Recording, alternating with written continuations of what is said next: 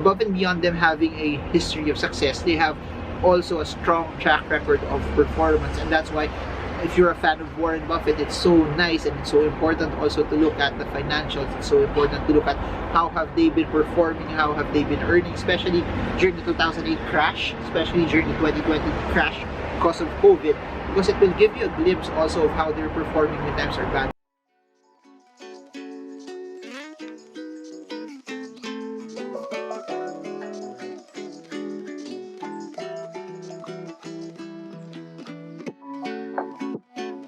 Hey guys, so as you all know, I'm a big fan of technology companies, and over the past few years, I've talked a lot about Microsoft and I've talked a lot about Apple as well. And I've been getting a lot of questions from people asking me, what's a better company, Microsoft or Apple, to invest over the long term? And if you want to know my thoughts about it, just so you know, I'm a big fan of both. They have merit, and they have also different segments also that they're actually trying to hit. So a couple of things you need to know, that Microsoft and Apple are well-established companies with a long history of success and a strong track record of performance. So please do remember that when you're investing, a history of success is very, very important, because it tells you also, it gives you a level of predictability of how the business is and how they've actually also innovated. Microsoft started out as a different company from where they are actually right now. Their sources of revenues right now is so different from where they were when they started. In the same way also for Apple, if you've watched how Bill Gates was, of how he's tried to innovate and change the world, Apple also at that time was so different compared to where Apple is right now. And above and beyond them having a history of success, they have also a strong track record of performance. And that's why if you're a fan of Warren Buffett, it's so nice and it's so important also to look at the financials. It's so important to look at how have they been performing, how have they been earning, especially during the 2008 crash, especially during the 2020 crash because of COVID, because it will give you a glimpse also of how they're performing when times are bad. So always remember this, that it's easy for companies to make money when times are good. It's easy for companies to make money when the economy is booming, when everyone's optimistic, when everything sounds or seems bullish. But the proof is in the pudding that companies that are resilient when times are bad are companies that are really, really good. Companies that know how to pivot, shift, and innovate and take things to the next level when everyone's scared. That marks really, really good companies. Their founders, from Bill Gates to Steve Jobs, they're not the ones running the company anymore. But the fact that even if the founders are out of the company, the fact that they're still thriving, that they're still doing well, that in terms of market cap they're massive, speaks volumes of how systems were made, speaks volumes also how the company has actually performed, how good the company is, even if the people who founded it are no longer there. Both Apple and Microsoft are both leaders in their respective industries, and that both companies have a diverse range of products and services that generate significant revenue. People always think that because Apple has its own OS and Microsoft has its own OS also, that they're kind of competing with each other.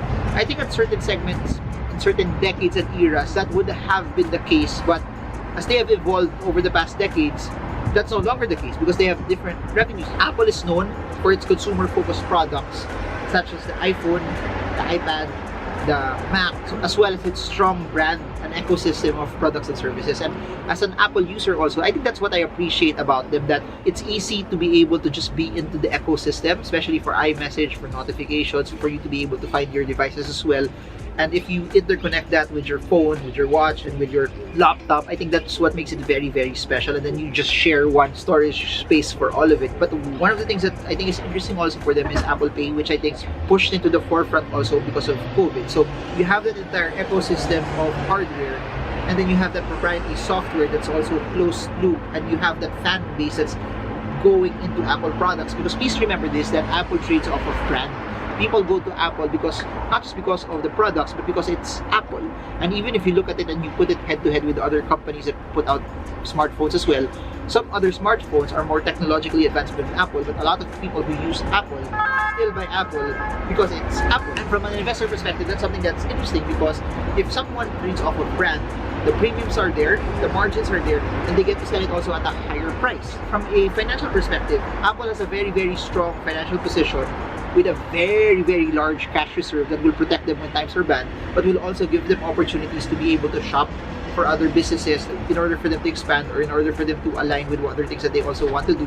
But in a way also it will allow them to acquire things as well, or it will allow them also to double down on certain technology that they want to focus on. They have high profit margins and a very, very loyal fan base. I've been an Apple user for more than a decade, from the phones to the laptops and now even the watches as well.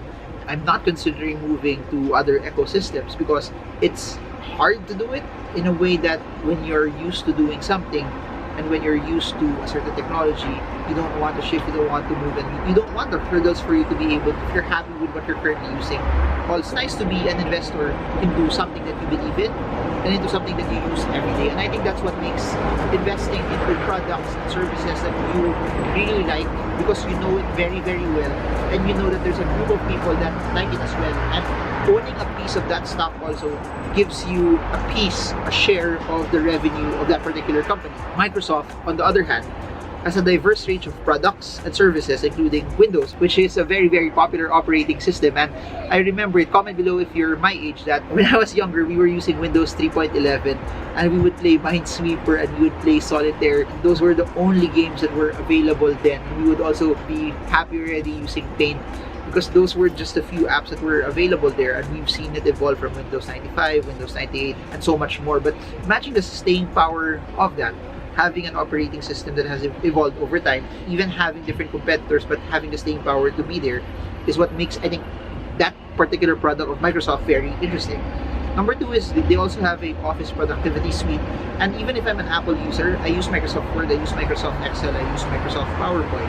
I like the Microsoft Office products, even if I'm a Mac user. One of the things that I think will be one of their biggest upside is their Azure cloud services. Everything right now is going to the cloud. It's not a question of it will be big, it's only a question of when. And if you notice how things are going, it's easier to store things in the cloud than storing it in hard drives or keeping it by yourself as well. I think it's a very, very good, efficient, and secure way to be able to do so. Microsoft also owns LinkedIn. If you notice what I've been saying, Apple has been very focused on consumer. Microsoft has been focusing on enterprise and has a very, very diversified revenue stream. So as consumers, we see Microsoft Office, but generally speaking, their main revenue stream is enterprise, whereas Apple is consumer. In terms of financial performance, both companies have performed well in recent years. Even post the 2008 crash, even after the pandemic, they actually have a stronger financial position, and they've also been acquiring as well. Microsoft bought Skype. Skype didn't really live up to its potential, but because of that, it has Microsoft Teams, and Microsoft Teams right now has been growing massively, even post-COVID, I think, and have been consistently profitable. But please do note this, that similar to what I've mentioned also, that past performance does not guarantee future results. There could be another event in the future that could cause stock prices to go down. What's interesting though about Microsoft, and I'll say this, is that they've been doubling down and spending a lot of cash to get into AI. Everyone knows AI will be the future, but at the rate of how things are going right now, AI will be a big thing, and Microsoft is spending a lot of money to be in the forefront of all of these things as well. Ultimately, the decision of whether to invest in Apple or Microsoft depends on your investment goals, your risk tolerance, and the amount of research and conviction that you have in these stocks. It's important to conduct your own research and consider the company's financials. Look at the sales, look at the income, look at the EPS if it's increasing over the years, look at its ROE, look at its debt to equity ratio, look at its current ratio, look at liquidity ratio, look at also its PE ratio, its price to book ratio, industry trends, management who's leading it, which I've said earlier, even if they're not anymore founder-led, they have found ways on how they have continually increased. People said that if Steve Jobs would die, this will be the end of Apple, it's not going to be as good anymore. But over a decade from the time Steve Jobs passed away, Apple is as big as ever, $1 trillion in market cap. They've continued to remain relevant. They've continued to push on its brand as well. So lastly, it's important to note that investing in individual stocks is something that has a lot of volatility, and both Apple and Microsoft would be good to be placed in a diversified stock portfolio. And don't just YOLO into it, and don't just also buy it just because I discussed it here. Take the time to learn, take the time to understand it, take the time to build the conviction off of it. So what do you guys think? Are you buying Apple or Microsoft? Or are you ignoring all of them? Or are you buying both of them? I want to know your thoughts. Put them in the comment section down below. If you have questions, also put them down below as well. If you want to know more about the stock market, check out the links down below. I've written 5 books about investing. I have seminars about it that you could watch online. And I have thousands of videos in YouTube as well. If this is something that's helped you and you're staying up until the end, appreciate it. If you could like this video, comment down below to say I like it, I'm learning, and subscribe to the channel for more. So that's it for now. Marvingermo. I hope this video helps you trade well, trade strong, trade smart. See you all again soon. Gaga. See you all.